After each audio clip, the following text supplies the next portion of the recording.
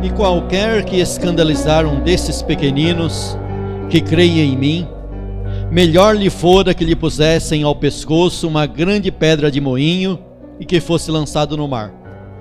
E se a tua mão te escandalizar, corta-a. Melhor é para ti entrares na vida aleijado do que, tendo duas mãos, ires para o inferno, para o fogo que nunca se apaga, onde o seu bicho não morre e o fogo nunca se apaga. E se o teu pé te escandalizar, corta-o. Melhor é para ti entrares coxo na vida do que, tendo dois pés, seres lançados no inferno, no fogo que nunca se apaga, onde o seu bicho não morre e o fogo nunca se apaga. E se o teu olho te escandalizar, lança-o fora. Melhor é para ti entrares no reino de Deus com um só olho, do que tendo dois olhos, ser lançado no fogo do inferno, onde o seu bicho não morre e o fogo nunca se apaga. Porque cada um será salgado com fogo, e cada sacrifício será salgado com sal. Bom é o sal, mas se o sal se tornar insulso, com que o adubareis? Tende sal em vós mesmos e paz uns com os outros. Amém? Podem tomar assento. Hoje nós vamos falar um pouco, título da mensagem, combatendo contra o pecado. Lutando contra o pecado. O texto proposto aqui, Marcos, ele tem uma maneira de escrever, e ele escreve as coisas de maneira resumida. Ele pega o centro da mensagem e já vai direto no assunto. Mas você pesquisando esse mesmo assunto nos outros evangelhos, você vê aqui essa figura desse pequeninos aqui. Ele diz aqui, ó: e qualquer que escandalizar um desses pequeninos que creia em mim. Da onde surgiu esse personagem aqui? Se você pegar Mateus capítulo 18, você vai ter a história um pouco mais esmiuçada. Mateus conta lá que os discípulos de Cristo chegaram para Cristo e fizeram uma pergunta. E a pergunta foi a seguinte: quem que é o maior no reino de Deus? Quem que é o bambambam? Quem que é o grande no reino de Deus? Os camaradas estavam em outro evangelho, você vai encontrar dizendo assim, que eles vinham discutindo pelo caminho. Quem entre eles era o maior?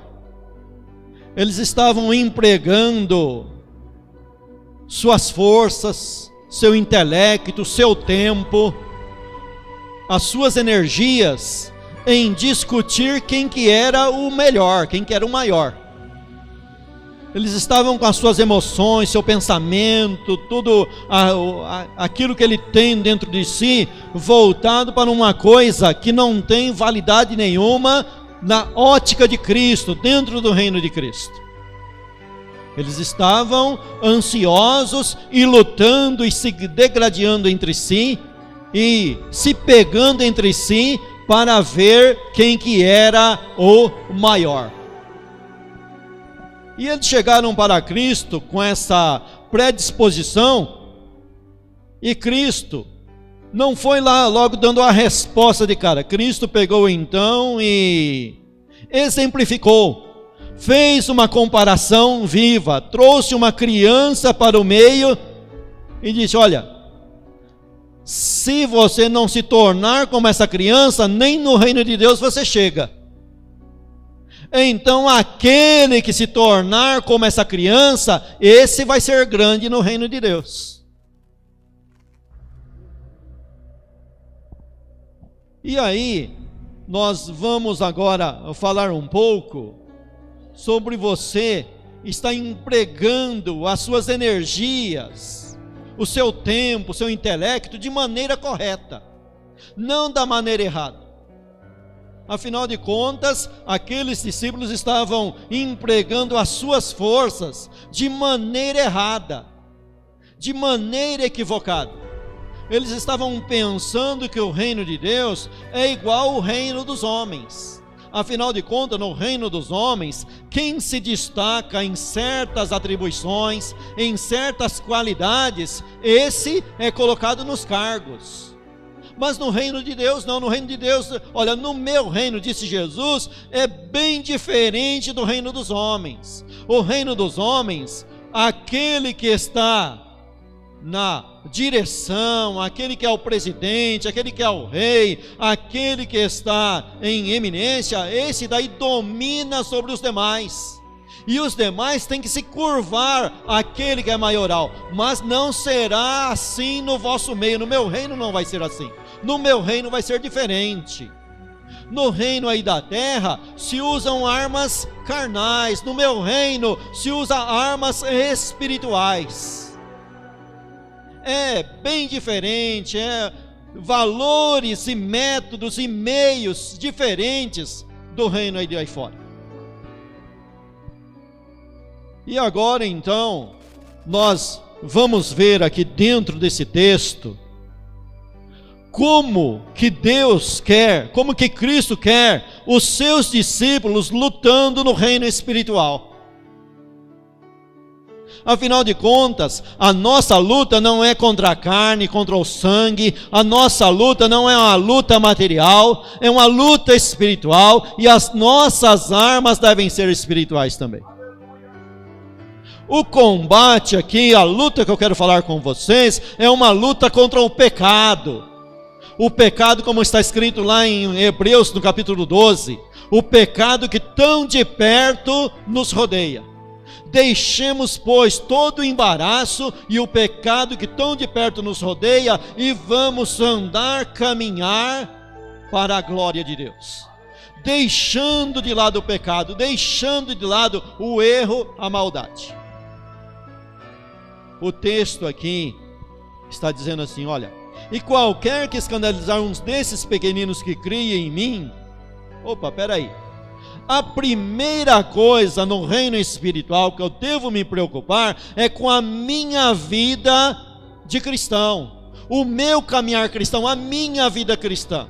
Você deve se preocupar com a tua vida cristã.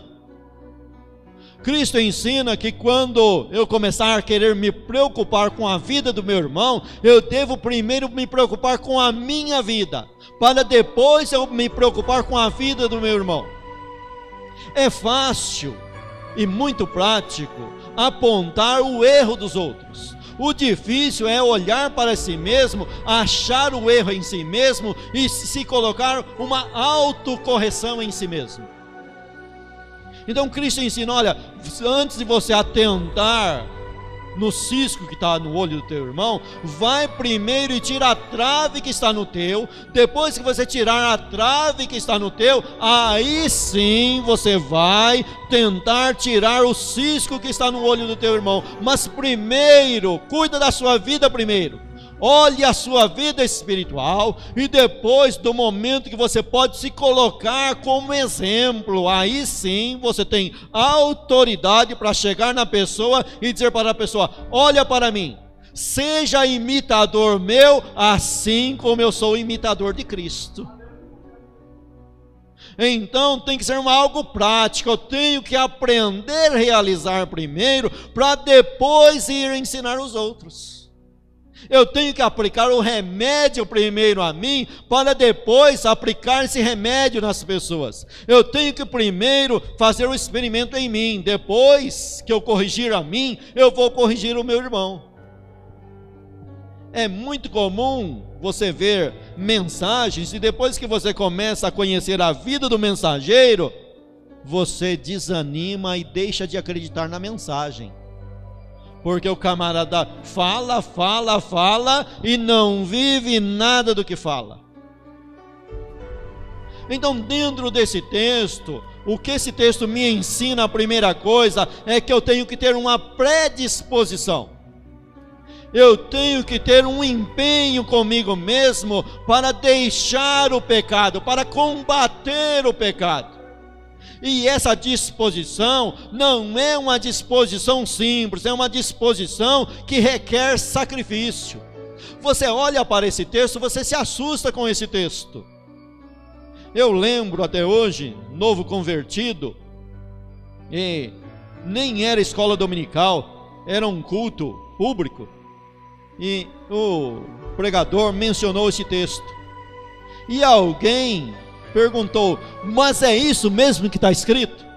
É para você realmente cortar a mão ou cortar o pé?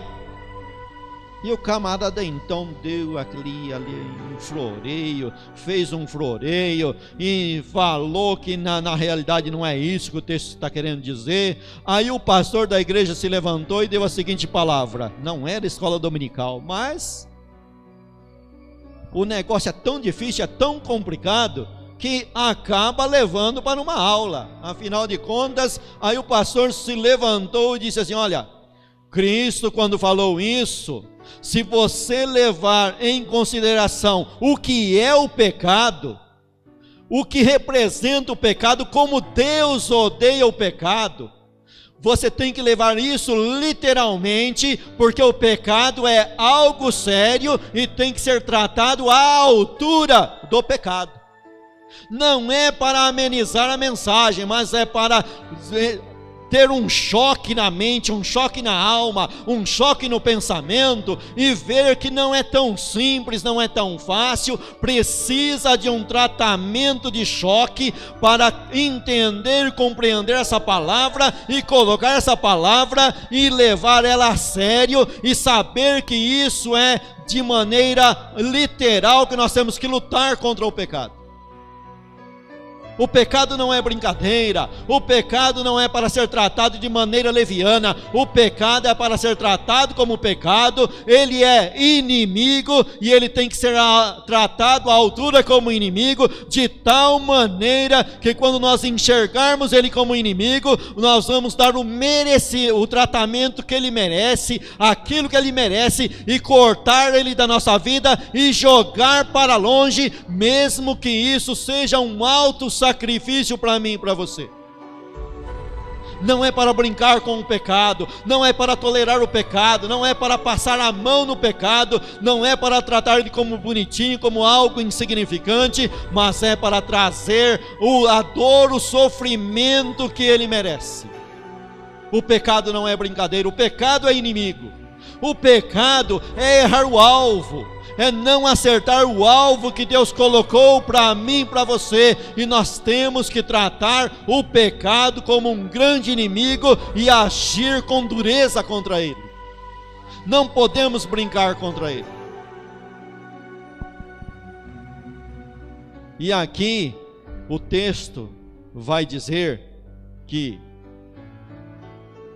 o contexto diz que dentro da igreja, na obra de Deus, nesse reino espiritual, é impossível que não venham os escândalos. É necessário, diz Cristo, é necessário que venham os escândalos.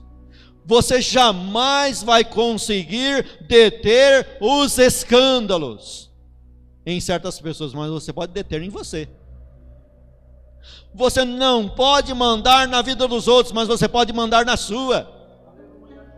Você não pode evitar que A ou B produza um escândalo, mas você pode evitar que você seja o autor do escândalo. E é isso que o texto nos ensina. É isso que o texto quer nos levar, para não sermos motivos de escândalo na obra de Deus. Olhando para as Escrituras me ensinam que muitas pessoas foram motivos de escândalo na obra de Deus. Começando no tempo de Cristo, quem que era o escândalo na obra de Deus na época? Tinha lá um grupo chamado que o Novo Testamento chama de fariseus e doutores da lei. Sobre eles está escrito, Cristo repreendendo eles severamente, dizendo assim: olha, ai de vós, que tiraste a chave da ciência, chegou na porta, parou na porta, não abriu a porta, vocês não entraram e ainda impediram que outros entrassem. Veja só, pessoas que tinham tudo nas mãos para ser bênção, tiraram a chave do conhecimento, ocuparam um cargo de destaque no reino de Deus, que era lá o povo de Israel, que você não pode negar dizendo que não era, porque era o reino de Deus, era o povo de Deus, e eles tinham tudo na mão, tinha a lei na mão, tinha tudo, tinha a chave, mas eles mesmos pararam na porta, não entraram e também não deixavam as outras pessoas entrar. Esses homens foram escândalos para si mesmo e para a sua nação, a tal ponto deles induzirem as pessoas naqueles dias, no julgamento contra Cristo, em pedir a crucificação de Cristo e a libertação de Barrabás, de um ladrão, de um homicida.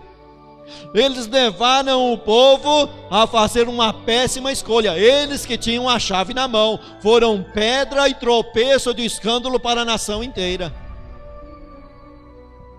Líderes que têm sido tropeço para o evangelho, para as pessoas. Pode fazer a comparação nos nossos dias.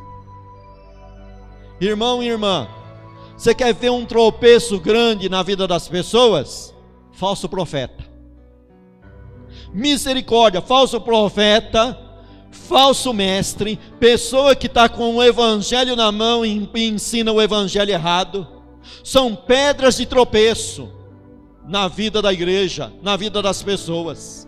Falsos profetas, já pensou? Ele vem, usa o nome de Deus, traz uma profecia, o camarada recebe essa profecia como se fosse de Deus, essa profecia não se cumpre, essa pessoa fica desanimada, fica desiludida, perde a fé em Deus, deixa de acreditar nas Escrituras por causa de uma falsa profecia. São pedras de tropeço. Mas está escrito nas Escrituras, está escrito, é uma profecia, que da mesma maneira que houve falsos profetas no passado, assim haverá falsos profetas no vosso meio. Cabe a mim e a você se livrar desses escândalos, se livrar dessas coisas que causam escândalo. E vou mais longe, cabe a mim e a você para não sermos falsos como eles, porque se a gente entrar no embalo, se for no embalo, se entrar no embalo, a gente comete o mesmo erro, porque muitas das vezes o camarada ganha uma certa fama, ganha um certo prestígio, e se a gente não tomar cuidado, nós vamos pensar, olha, o jeito é esse daí, está vendo como o camarada fez aí, deu certo? Mas como diz o pastor Pedrosa, nem tudo que dá certo é certo, nem tudo que parece ser não é, nem tudo que brilha realmente é ouro, tem coisa falsa brilhando aí também. Mas com o tempo, o que não é ouro desbota, vira ferrugem, fica preto, não vale nada. Mas o que é ouro sempre vai brilhar e cada vez vai brilhar mais. O conselho de Paulo, em uma de suas cartas, é que nós tenhamos uma vida de tal maneira, uma vida correta, uma vida santa, uma vida reta, uma vida pautada pela palavra, andando no evangelho, de tal maneira que a gente não dê escândalo nem para o judeu, nem para o grego e nem para a igreja. Era a sociedade da época que Paulo estava dizendo, era uma sociedade da época que era constituída pelos judeus, aonde ia pregar o evangelho na época, tinha a associação dos judeus, tinha os gregos que eram os camaradas voltados para a filosofia, muita inteligência, muita sabedoria humana, e agora também estava existindo dentro desse contexto a igreja, e Paulo dizia, olha, nós somos devedores aos 3 grupos. Nós devemos aos 3 grupos. Devemos o quê? Um bom exemplo, um caráter de Cristo, um cheiro de Cristo, um se parecer com Cristo. Nós temos uma responsabilidade no mundo. Qual que é a nossa responsabilidade? Refletir Cristo. Olha, nós somos o espelho. Cristo é a imagem que deve ser refletida em nós. Como ele escreveu lá na primeira carta aos Coríntios, nós como espelhos vamos refletir a glória de Cristo. Fazendo essa comparação com o espelho, existem vários tamanhos de espelho. Tem espelho pequenininho, só reflete um pouquinho do rosto. Tem aquele espelho que reflete já o rosto inteiro. Tem aquele espelho um pouco maior que reflete a metade do corpo. Mas tem aquele espelho grande que reveste do corpo, da cabeça aos pés. Que nós cresçamos na vida espiritual e venhamos ser esse espelho grande que reflete Cristo por inteiro. Alguém disse que a palavra de Deus não é a luz do mundo. O camarada fez essa afirmação aí. Isso é uma filosofia, isso é uma linha de pensamento, é um pensamento. O camarada disse: olha, a palavra de Deus não é luz do mundo. A palavra de Deus é luz para o crente. Quem é luz do mundo é o crente. Porque o mundo não vai ler a palavra, o mundo vai ler a vida do crente.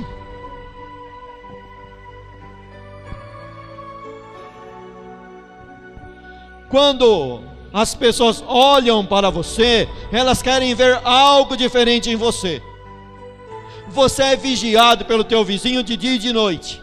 As pessoas estão de olho em você, estão lendo a tua vida. Sabe por quê? Paulo faz a comparação com a carta aberta. Ele faz comparação com o espelho, mas também ele faz a comparação com a carta aberta. Uma carta aberta, ela está aberta para todos ler.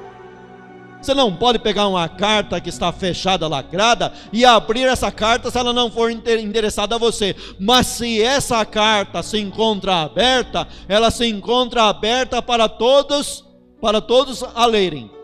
Assim é a tua vida é uma carta aberta, onde as pessoas vão ler a tua vida. As pessoas estão de olho na tua vida. Em todo lugar que você vai, estão de olho na tua vida, estão lendo você. É através de você que as pessoas vão emitir um relatório, um conceito sobre Cristo, porque você é a carta. E Paulo diz: olha, vós sois a carta escrita não com mão humana, não com a lei do Velho Testamento, mas escritas com o Espírito Santo. O Espírito Santo tem escrito dentro do teu coração. E agora você tem que ter dentro de você uma predisposição. Você tem que estar disposto em lutar contra o pecado que tão de perto te rodeia. Você tem que lutar contra os desejos carnais. Você tem que lutar contra as vontades carnais que ainda militam no teu corpo. Existe uma luta no teu interior. Tem uma luta no meu interior. Tem uma luta dentro de nós. O homem velho lutando contra a nova natureza. Nós recebemos dentro de nós uma semente, a semente do Evangelho. O Evangelho entrou em nós e nós fomos gerados de novo. Agora nós temos dentro de nós uma nova vida, uma vida diferente. Mas a velha vida ainda permanece lá, o velho homem ainda permanece lá. Lembrei agora de uma ilustração que alguém disse que foi escrito por Martinho Lutero. Ele disse que Lutero escreveu o seguinte texto, dizendo assim: eu pensei que eu tinha afogado o meu velho homem nas águas do batismo, mas eu descobri que o miserável sabe nadar.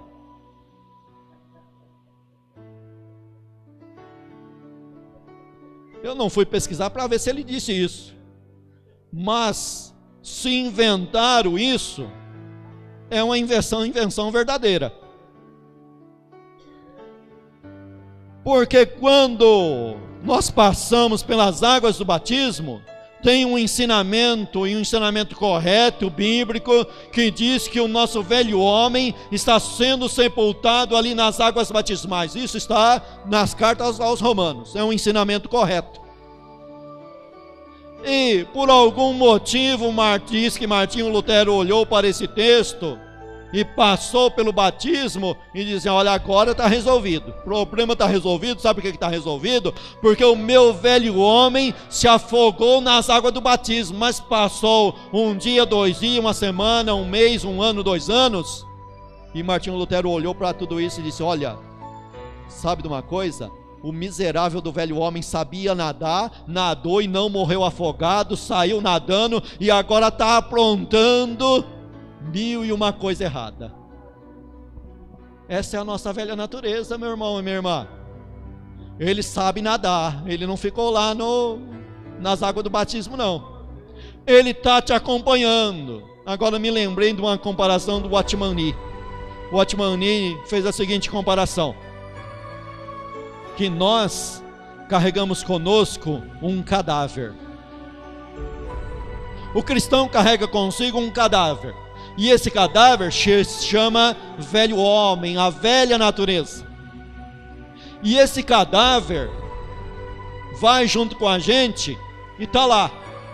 E ele diz que esse cadáver está na cruz, está crucificado com Cristo. Romanos, né? Fazendo uso de Romanos, está crucificado com Cristo. Mas aí se faz uma comparação: o velho homem está crucificado com Cristo. Vocês lembram da passagem de quando Cristo estava crucificado, e os homens passaram diante da cruz, os hipócritas, e lançaram a seguinte blasfêmia, dizendo para ele: ó, você é o cara, desce da cruz aí. Se você descer da cruz, aí nós vamos acreditar em você. Se você descer da cruz agora, nós vamos certificar que você é o Filho de Deus e vamos acreditar em você. Mas Jesus não desceu. E essa afronta vem sobre o nosso cadáver. Desce da cruz aí, e nós pedimos 5 minutos para Cristo, para Deus. Olha, Deus, eu vou descer da cruz para resolver essa parada aqui. Vou resolver no braço do meu jeito, depois eu volto para a cruz. Então nós deixamos o velho homem ressuscitar, nós ressuscitamos o velho homem. É essa a comparação de Watchman Nee. E nós sucumbimos quando na realidade, quando vem a afronta, quando vem a voz do pecado para ressuscitar o velho homem, nós devemos agir com dureza com ele e dizer para ele: fica na cruz, que a cruz é o teu lugar. Não sai da cruz não, não desça da cruz não, fica na cruz, porque a cruz é o lugar que você merece. É o lugar que você tem que estar. Você tem que estar morto para o mundo, mas vivo para Deus. A cruz é o lugar da minha vitória. A cruz é o lugar da tua vitória. É isso que esse texto aqui está nos ensinando. Para você ter uma disposição bem firme, uma posição bem firme contra o pecado, e falar para o velho homem: o lugar de você estar é na cruz. Você já leu um conselho de Paulo dizendo assim: não tenhais cuidado da concupiscência em tudo aquilo que ela vem falar contigo? Não está escrito nessas palavras, está escrito em umas palavras bem mais floreadas, bem mais intelectual. Estou trazendo de uma maneira simples. Então a concupiscência vem sobre você, e Paulo está dizendo para você não ter cuidado desse pedido que a concupiscência está pedindo para você, que a concupiscência está fazendo para você. Esse desejo carnal vem, não tem como impedir que ele venha, mas você tem como impedir que ele se torne realidade em você. Não vem tentação sobre vós que não seja humana, mas junto com a tentação, Deus vos dará condições de ter o escape. Você tem como escapar, você tem como fugir em Deus e vencer esse desejo maligno, vencer esse desejo carnal. Só que nós cometemos um erro de tudo colocar culpa no diabo. Foi o diabo que fez, o diabo que tentou, o diabo que isso, mas a Bíblia não ensina dessa maneira. A Bíblia ensina que nós somos tentados primeiramente pelas nossas concupiscências, pelos nossos desejos carnais. Depois é que entra o ensino e a instrução do diabo, mas primeiro nasce dentro de nós mesmos. E quando nós estamos nisso aí combatendo o diabo, estamos combatendo de maneira errada, porque nós combatemos o diabo e esquecemos de combater o velho homem dentro de nós. Nós lutamos de maneira errada, lutamos de jeito errado, aplicamos o remédio errado. Nós estamos colocando as forças na nossa oração contra o diabo, quando a gente deveria estar seguindo o conselho da oração do Pai Nosso. Não nos induzas à tentação, me ajuda a vencer a tentação. Jesus disse assim para Pedro: Pedro, Satanás te pediu autorização para se andar com a tua vida, mas eu já roguei ao Pai que Ele te fortaleça. Engraçado, Satanás veio pedir autorização e Deus não negou, Deus não proibiu, mas Jesus diz: olha, eu já intercedi por você, eu já fiz a intercessão por você. Você vai passar por esse processo, mas você não vai ser derrotado, você vai ser vitorioso. Sabe por quê? Eu venci o mundo e você também vai vencer. Eu venci Satanás e você também vai vencer. Eu venci o pecado e você também vai vencer. Em Cristo você tem vitória, em Jesus você tem ensinamento. E o ensinamento aqui desse texto é que você tem que ter uma disposição. Sabe o que esse texto aqui ensina? Tenta fazer um corte no teu dedo aí, vai doer que não é brincadeira, não vai? Sabe o que esse texto ensina? Que lutar contra o pecado dói, dá prejuízo. Tem hora que você ganha cada prejuízo fazendo o que é certo. Sabe o que é você andar na sinceridade e você ser punido porque é sincero? Porque nós estamos vivendo uma inversão de valores. Hoje quem fala mentira é que é o cara, e quem fala a verdade é punido por falar a verdade. Como diz, né?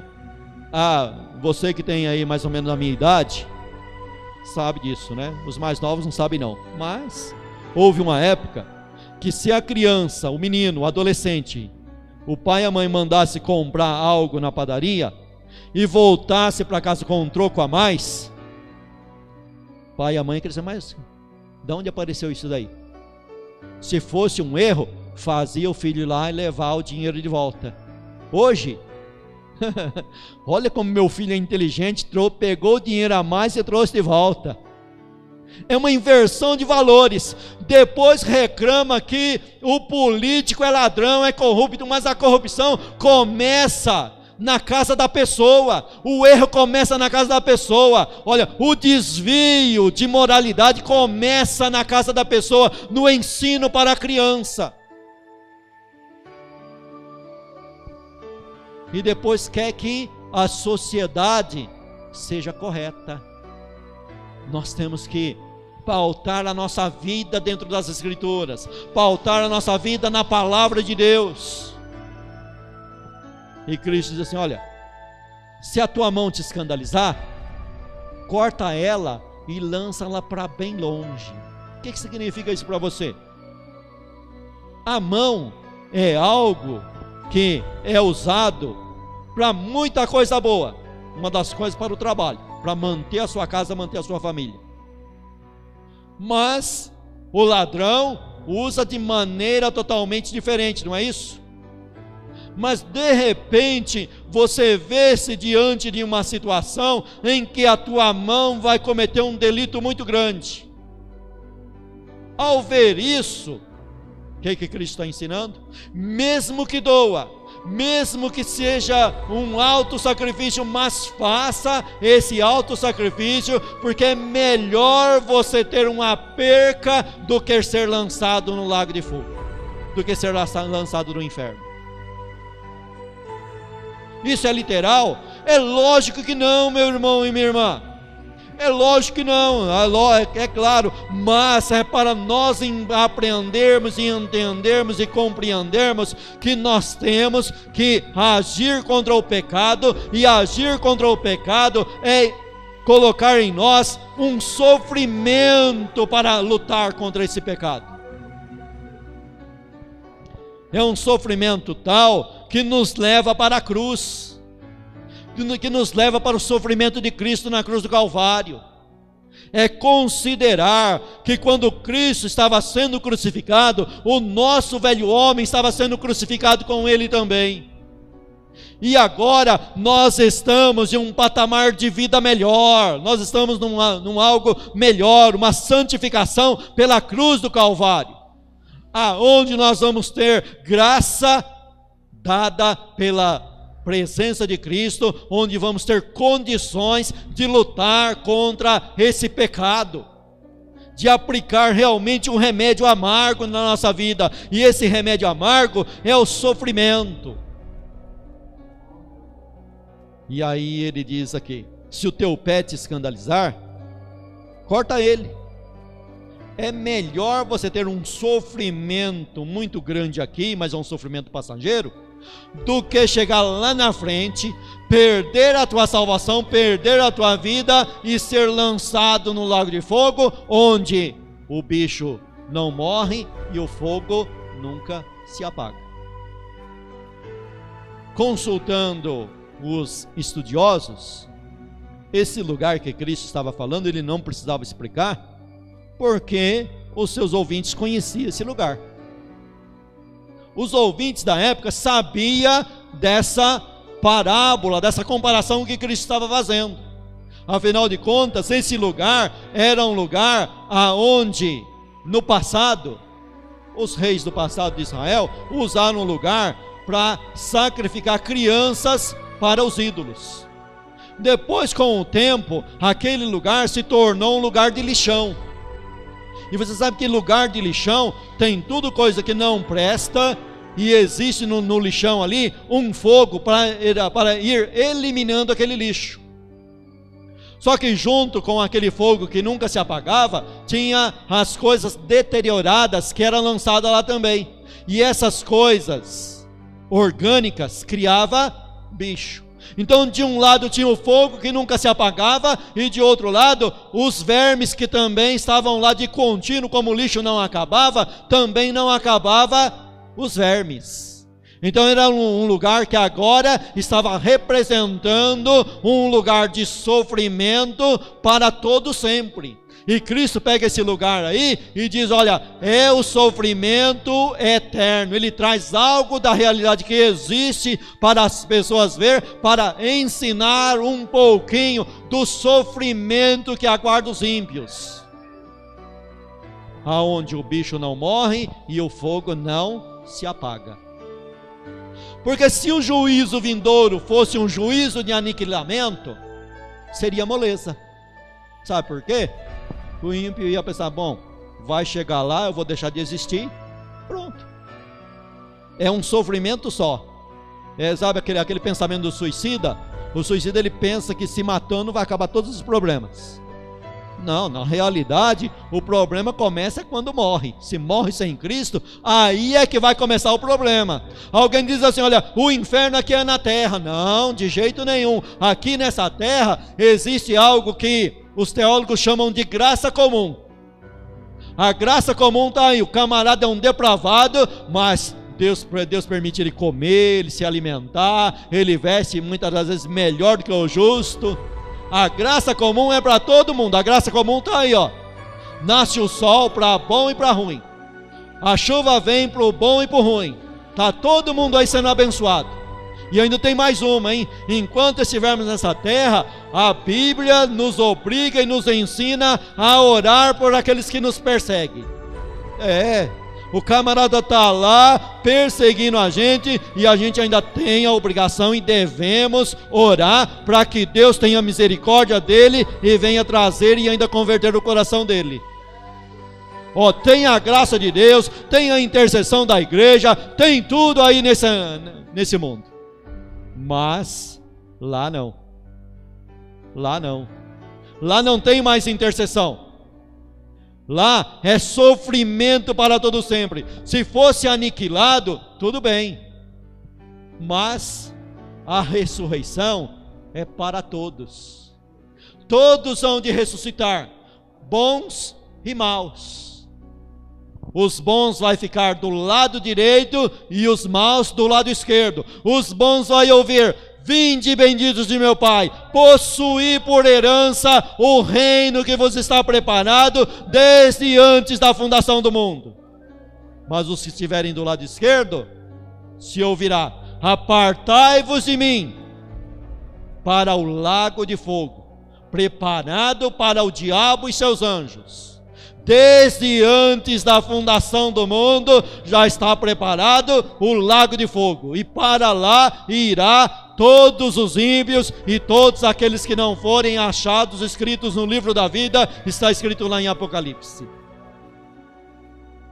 Então o problema é esse. E se o problema é esse, você deve olhar para essa realidade e empregar todo o esforço para deixar de estar do lado esquerdo e ficar do lado direito, a fazer parte da primeira da ressurreição do justo, da ressurreição dos santos. Mas dentro desse texto aqui, ele diz aqui no versículo 49 e 50: porque cada um será salgado com fogo. Mas salgado com fogo? Olha, dentro do contexto aqui, o que significa fogo para você? Dentro desse contexto aqui, não do contexto aí da igreja pentecostal que nós somos, porque a igreja pentecostal que nós somos ensina muitas vezes que fogo é para você se alegrar e pular. Não, dentro do contexto aqui, fogo é sofrimento, certo? Fogo é sofrimento. Dentro desse contexto aqui, fogo é sofrimento. Só que ele estava falando de um sofrimento lá no inferno. Agora Cristo, ele muda um pouco a mensagem. Ele não muda totalmente, mas ele varia um pouco na mensagem. Ele pega agora a figura do fogo e diz assim: olha, cada um será salgado com fogo. Mas fogo é sofrimento aqui dentro desse texto. Sim. Sabe qual que é o problema? Nós estamos vivendo um evangelho hoje que só ensina heresias. Só ensina que o cara vai ficar rico e o camarada vai vir para Cristo e os problemas vão acabar. Sendo que o verdadeiro evangelho ensina que quando você vem para Cristo, aí você arruma um grande problema. Por quê? Porque agora você arruma um monte de inimigo que já eram seus inimigos antes, mas se fingiam de teus amigos. Mas agora você declarou uma guerra para esses que se diziam seus amigos. Cada um vai ser batizado salgado com fogo. Olha, cada um de nós somos um sacrifício vivo e agradável diante de Deus, como está escrito em Romanos capítulo 12. Mas esse sacrifício é salgado com fogo, tem um sofrimento nesse sacrifício. Todo aquele que quiser viver piamente em Cristo serão perseguidos, terão perseguição, vai ter sofrimento.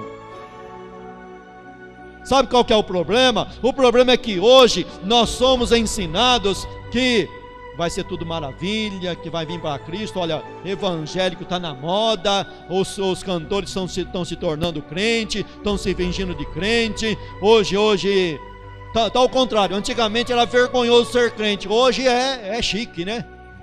Hoje é chique, você pode ver aí que todo camarada que não faz mais sucesso lá fora, vira crente. Tá fazendo um sucesso danado ser crente, né? Ser gospel. Ó, somos gospel, só que tem uma coisa, nós não somos quadrados igual aquele, não somos fanáticos, não.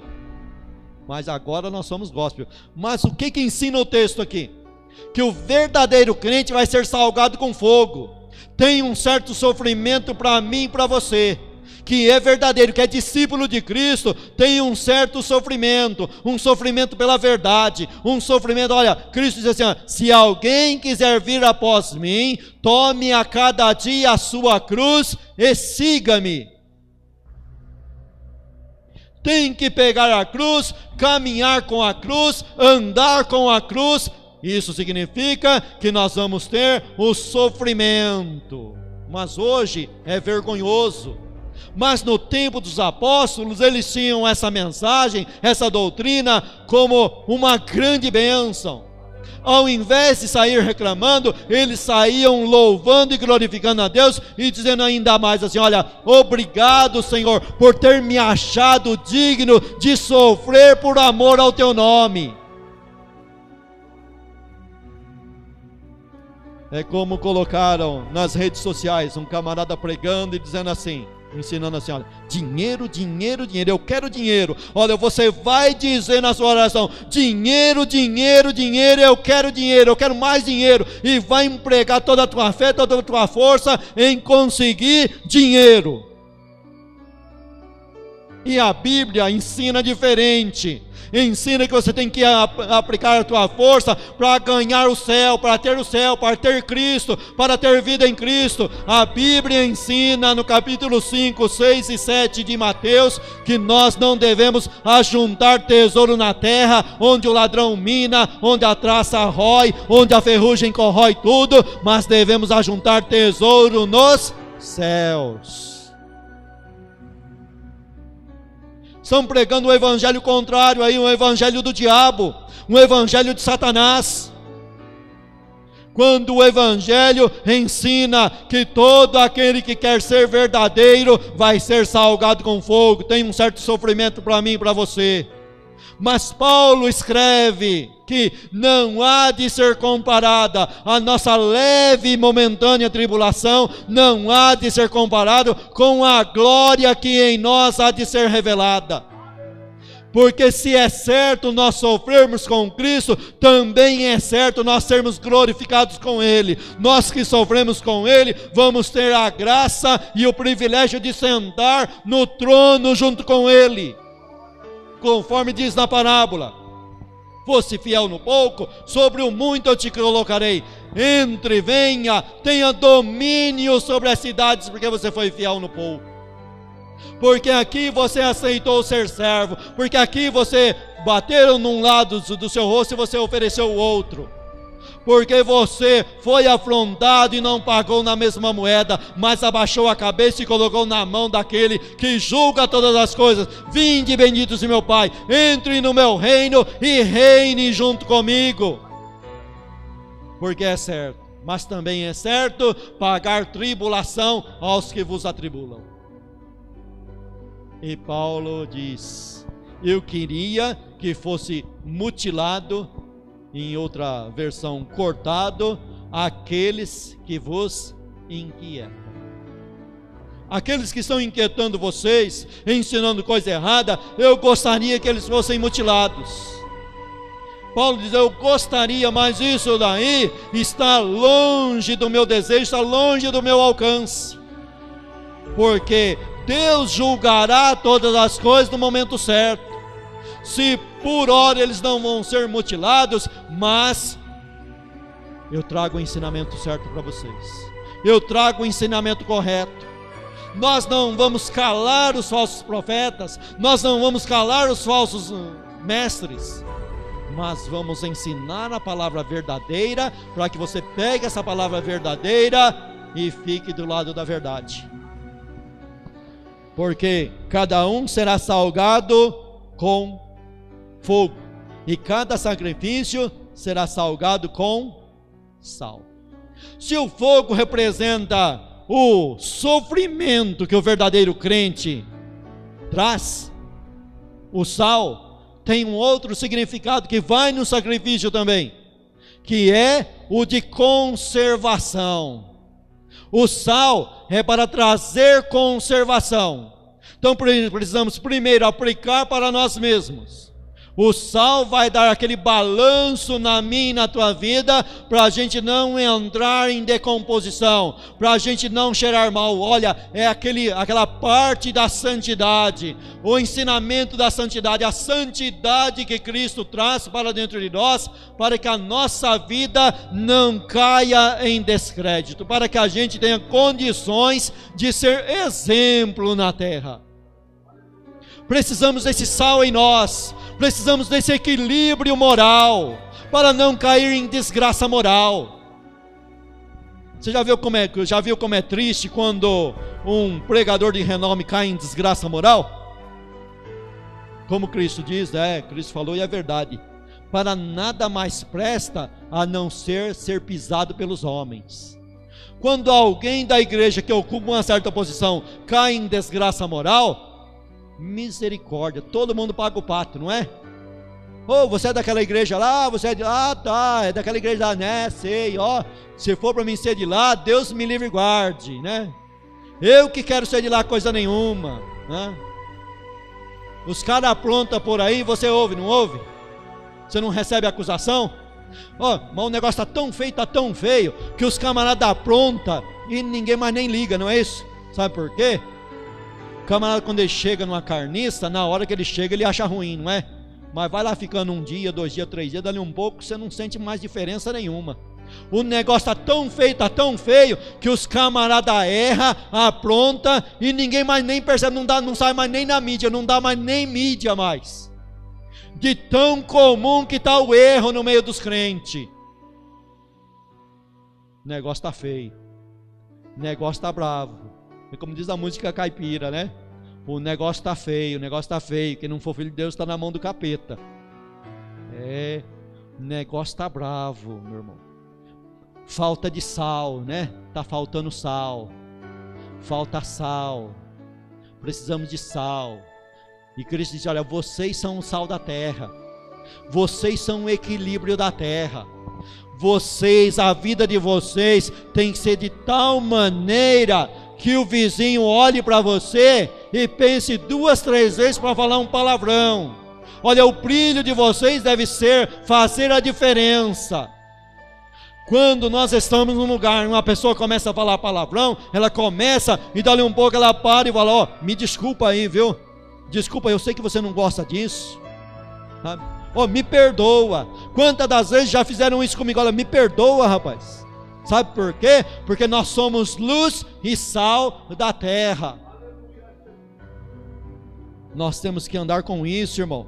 Nós temos que ser assim, dessa maneira. Amém? E diz aqui: tende sal em vós mesmos e paz uns com os outros. Tem sal e tem a paz. Não vamos viver em briga não, mas vamos viver de maneira mansa, temperada e com a presença do Espírito Santo na nossa vida. Amém? Que Deus te abençoe e te guarde. Amém?